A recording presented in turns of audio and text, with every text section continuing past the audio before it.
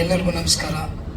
ಇಲ್ಲಿ ಬಂದಂತಕ್ಕವರು, ಪತ್ರಕರ್ತರು ಮತ್ತು ಮಾಧ್ಯಮದವರು ಮತ್ತು ಡಿಜಿಟಲ್ ಮೀಡಿಯಾವರು ಎಲ್ಲರೂ ಸ್ವಾಗತ ಮತ್ತು ನನ್ನ ಹೃದಯಪೂರ್ವಕ ನಮಸ್ಕಾರಗಳು. ಆ್ಯಕ್ಚುಲಿ ನಾನು ಒಂದು ಚೈಲ್ಡ್ ಆರ್ಟಿಸ್ಟ್ ಆಗಿ ಫಸ್ಟ್ ನಾನು 4ನೇ ಕ್ಲಾಸಲ್ಲಿದ್ದೆ. ಆವಾಗ ನಮ್ಮ ಮನೆ ಪಕ್ಕದಲ್ಲಿದ್ದವ್ರು ಏನು ಮಾಡಿದ್ರು, ನೀನು ಚೆನ್ನಾಗಿ ಡ್ಯಾನ್ಸ್ ಮಾಡ್ತೀಯ ಅಂತ ಸ್ವಲ್ಪ ನಾನು ಡ್ಯಾನ್ಸ್ ಮಾಡ್ತಾ ಇದ್ದೆ. ಅವಾಗ ಕರ್ಕೊಂಡು ಹೋಗ್ಬಿಟ್ಟು ಒಂದು ಜಯಮಾಲ್ ಅದೇ ನಮ್ಮ ಪ್ಯಾಲೇಸಲ್ಲಿ ಕರ್ಕೊಂಡು ಹೋಗಿದ್ರು. ನನ್ನ ಅಲ್ಲಿ ಕರ್ಕೊಂಡು ಹೋಗ್ಬಿಟ್ಟು ಒಂದು ರಮೇಶ್ ಅರವಿಂದ ನಾನು ನೋಡಿದೆ. ರಮೇಶ್ ಅರವಿಂದ್ ಅವರು ಅಂತ ನನಗೆ ಗೊತ್ತಿರಲಿಲ್ಲ. ಅವಾಗ ಅವರೊಂದು ಸೀಕ್ವೆನ್ಸ್ ಮಾಡ್ತಾ ಇದ್ರು. So K Balachander director sir ಅಲ್ಲಿದ್ದರು, ನನಗೆ ಗೊತ್ತಿರಲಿಲ್ಲ. ಚಿಕ್ಕ ಹುಡುಗನಾಗಿದ್ದೆ ಅವಾಗ ನನಗೊಂದು ಕೇಳಿದ್ರು, ನೀನೇನಾದರೂ ಮಾಡ್ತೀಯಪ್ಪ ಅಂತ. ನಾನು ಧೈರ್ಯವಾಗಿ ಏನು ಹೇಳಿದೆ, ಸರ್ ನಾನು ಮಾಡ್ತೀನಿ ಅಂತ ಹೇಳಿದೆ. ಒಂದು ಸೀಕ್ವೆನ್ಸ್ ಮಾಡಿದೆ. ಸೊ ಆ ಒಂದು ನಂಟು ನನ್ನ ಸಿನಿಮಾ ಕ್ಯಾರಿಯರು ಇಲ್ಲಿವರೆಗೂ ತಂದು ಬಿಟ್ಟಿದೆ. ಅದು ಆ ಸಿನಿಮಾ ಆದಮೇಲೆ ಒಂದು ಗ್ಯಾಪ್ ಇತ್ತು ನನಗೆ. ನಾನು ಓದೋಕೆ ಸ್ಟಾರ್ಟ್ ಮಾಡಿದೆ. MBA ಮಾಡಿ LLB ಮುಗಿಸಿದೆ. ನಾನು ಸೆಂಟ್ರಲ್ಲಿ ನನಗೆ ಹೆಂಗೆ ಒಂದು ಇದೇ ಥರ ಒಂದು ಆಡಿಯೋ ಲಾಂಚ್ಗೆ ಹೋಗಿದ್ದೆ ನಾನು. ಅವಾಗ ಒಂದು ಡೈರೆಕ್ಟರ್ನ ಮೀಟ್ ಮಾಡಿದ್ದೆ ನಾನು. ಅವ್ರು ಹೇಳಿದ್ರು, ನೀವು ಏನಾದರೂ ಇಂಟ್ರೆಸ್ಟ್ ಇದ್ರೆ ಸಿನಿಮಾ ಮಾಡೋಕ್ಕೆ ಅಂತ ಕೇಳಿದರು. ಆವಾಗಲೇ ನನ್ನ ಫಸ್ಟ್ ಸಿನಿಮಾ ವಾಟ್ಸಪ್ ಲವ್ ಬಂದು 2015-16 ರಿಲೀಸ್ ಆಗಿತ್ತು. ಅದು ನನ್ನ ಮೊದಲ ಪ್ರಯತ್ನ. ಸ್ವಲ್ಪ ಮಟ್ಟಿಗೆ ಓಡಿತ್ತದು. ಸೊ ಆಮೇಲೆ ಅದಾದಮೇಲೆ ಇವಾಗ ನಾನು ಕರ್ಕಿಗೆ ಬಂದ್ಬಿಡ್ತೀನಿ. ಕರ್ಕಿ ಬಗ್ಗೆ ಹೇಳ್ಬೇಕಂದ್ರೆ, ಕರ್ಕಿಯಲ್ಲಿ ನಾನು ಕಂಡಂಥ ಸಿನಿಮಾ ಫಸ್ಟು ಒಂದು ಡೆಬ್ಯೂಟೆಂಟ್ ಒಂದು ಹೀರೋ ಆಗಿ ಅಲ್ಲೇ ನಾನು ರಿಯಲ್ ಆಗಿ ಸಿನಿಮಾ ಏನಂತ ನಾನು ಕಲ್ತ್ಕೊಂಡೆ. ಹೆಂಗೆ ಕಲ್ತ್ಕೊಂಡೆ ಅಂದರೆ, ನಂಬರ್ 1 ಟೆಕ್ನಿಷಿಯನ್ಸ್, ನಂಬರ್ 1 ಕೋ ಆರ್ಟಿಸ್ಟ್ಗಳ ಜೊತೆ ಆ್ಯಕ್ಟ್ ಮಾಡುವಾಗ. ಎಕ್ಸಾಂಪಲ್ ನಮ್ಮ ಪವಿತ್ರನ್ ಸರ್ ಬಗ್ಗೆ ನಾನು ವಿಕಿಪೀಡಿಯಲ್ಲಿ ಓದಿದೆ. ನಾನು ಅವ್ರ ಬಗ್ಗೆ ತುಂಬ ತಿಳ್ಕೊಂಡೆ. ನಾನು ಅವರು ಮಾಡಿರೋ ಆರ್ಟಿಸ್ಟ್ಗಳ ಜೊತೆ ಅಂದರೆ ಅಜಿತ್, ವಿಜಯ್, ಸೌತ್ ಇಂಡಿಯಾದಲ್ಲಿ ತುಂಬ ಮಾಡಿದ್ದಾರೆ ಅವರು. ಸೊ ದೊಡ್ಡ ಸ್ಟಾರ್ಗಳ ಜೊತೆಲಿ ಅವ್ರು ಅವ್ರನ್ನ ನಟಿಸಿ ಅವ್ರನ್ನ ಫೇಮಸ್ ಮಾಡಿದ್ದಾರೆ. ಸೊ ಅವಾಗ ನಾನು ಅನ್ಕೊಂಡೆ, ಇಂಥ ಒಂದು ಡೈರೆಕ್ಟರ್ ಜೊತೆ ನಾನು ಮಾಡಲೇಬೇಕು ಅಂತ ನಮ್ಮ ಪ್ರೊಡ್ಯೂಸರ್ ಸರ್ ನನ್ನ ಮೀಟ್ ಮಾಡೋದು. ಅದೇ ಟೈಮಲ್ಲಿ ಒಂದು ಕೋಇನ್ಸಿಡೆಂಟ್ ಆಯಿತು.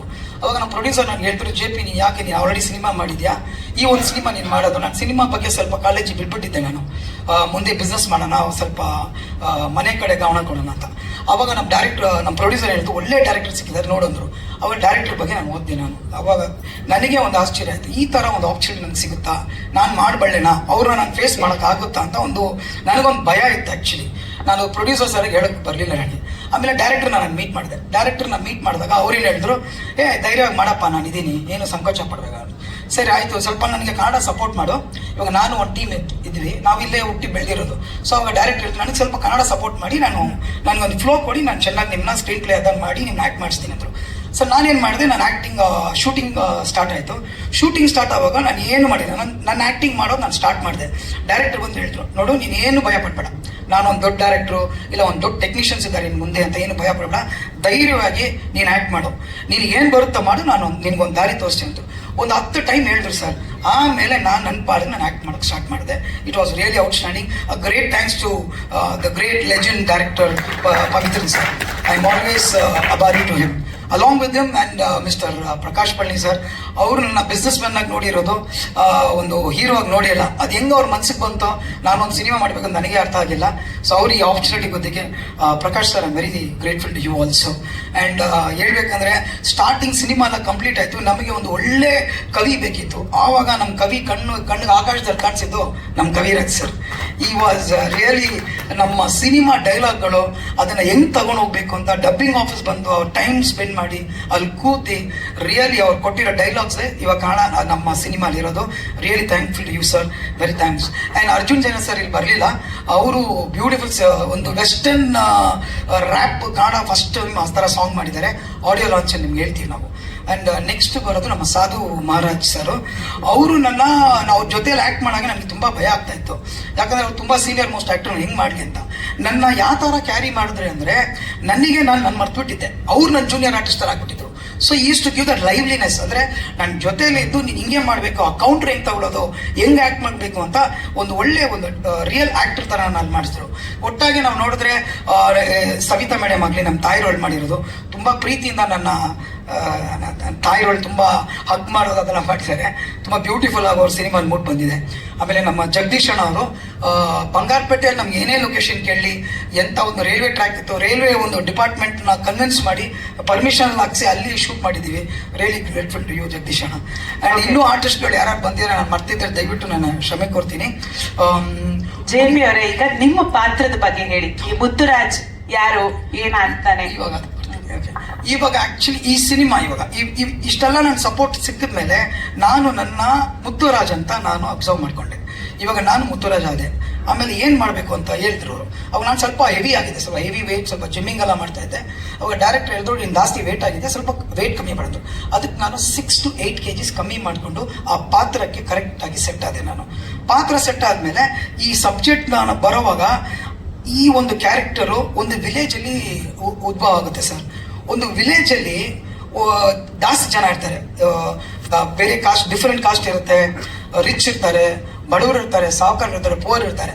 ಬಟ್ ಆ ಒಂದು ಪುವರ್ ಏನು ಮಾಡ್ತಾನೆ, ಅವನೊಂದು ಬದುಕಬೇಕಂದ್ರೆ ಸೊಸೈಟಿಯಲ್ಲಿ ಅವ್ನು ಏನು ಮಾಡಬೇಕು, ಯಾವ ಥರ ಕನಸಿಟ್ಕೊಂಡಿದ್ದಾನೆ, ಆ ಕನಸನ್ನು ಯಾರು ನನ್ಸು ಮಾಡ್ತಾರಂದ್ರೆ ಆ ಊರಲ್ಲಿ ಒಬ್ರು ದೊಡ್ಡವರು ಇರ್ತಾರೆ, ಅವರು ಆ ಕನಸನ್ನು ನನ್ಸು ಮಾಡೋಕೆ ಅವ್ರು ಹೇಳ್ತಾರೆ.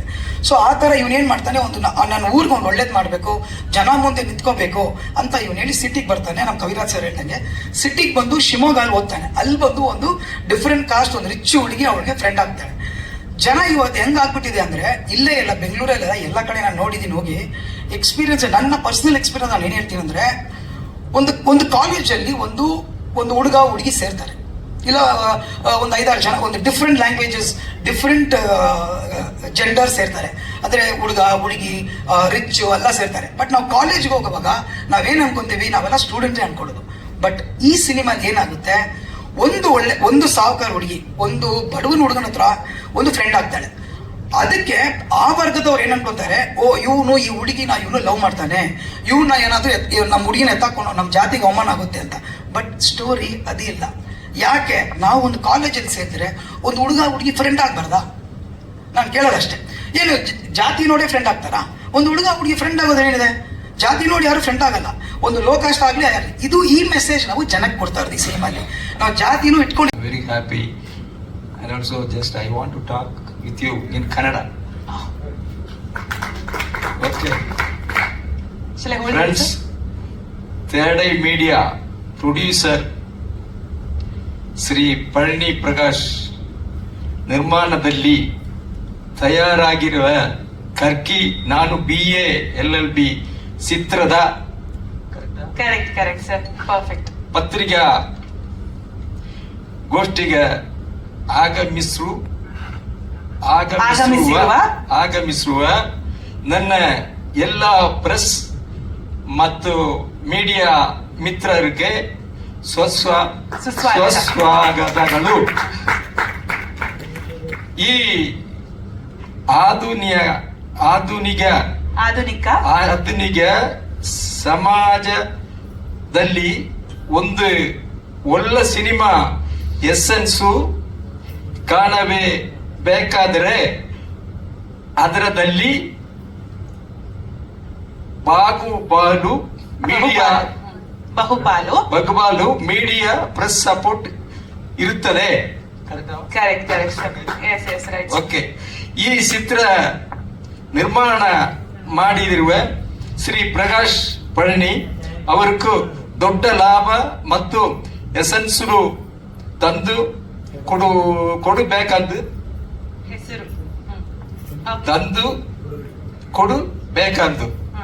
ಥ್ಯಾಂಕ್ ಯು ಕವಿ ಸರ್. ತಮ್ಮಲ್ಲಿ ಕೇಳುತ್ತೀನಿ, JP ಅವರಿಗೂ ಈ ಸಿನಿಮಾ ಮುಖಾಂತರ ಒಳ್ಳೆ ಫ್ಯೂಚರ್ ಇರಲಿ.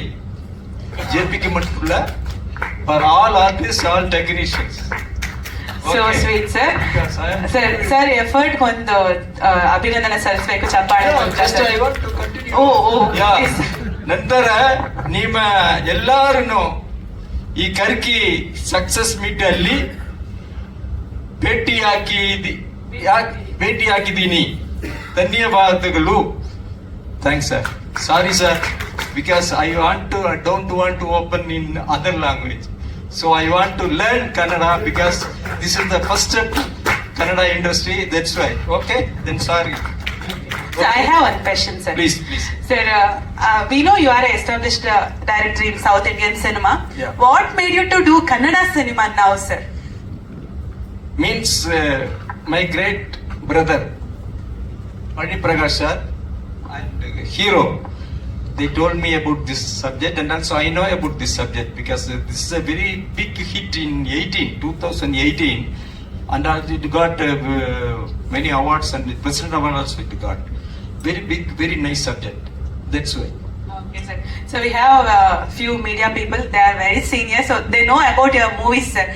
So Kannada cinema anta bandaga, you have done a movie with Ramesh sir and Sudharani ma'am too. That is my first movie in 91. Sudharani, I changed her name as Shali and Ramesh also. That's a super duper hit at the time. 200 days, 2091. That's my first movie. Sir, any questions? Madhyam Dog? And I shot the next movie, Suryan, very big hit in at the time, 92. I shot maximum scenes in MG Road, and also I got 2-3 awards in Kannada also. Dr. Rajkumar sir, he cut me, and also he gave a momentum to me, and also he told, what is this here? You came from Chennai, you shot such a wonderful chase in MG Road, 92. That is very big super hit. Yes, sir, yes, sir. In How- Telugu, Monday Surudu, the same name. Okay. Okay. Okay, That's sir. all. Sir, now we'll sit and discuss. After success of this movie, I'll talk thoroughly in Kannada, sir. Thank you. Thank you. Okay.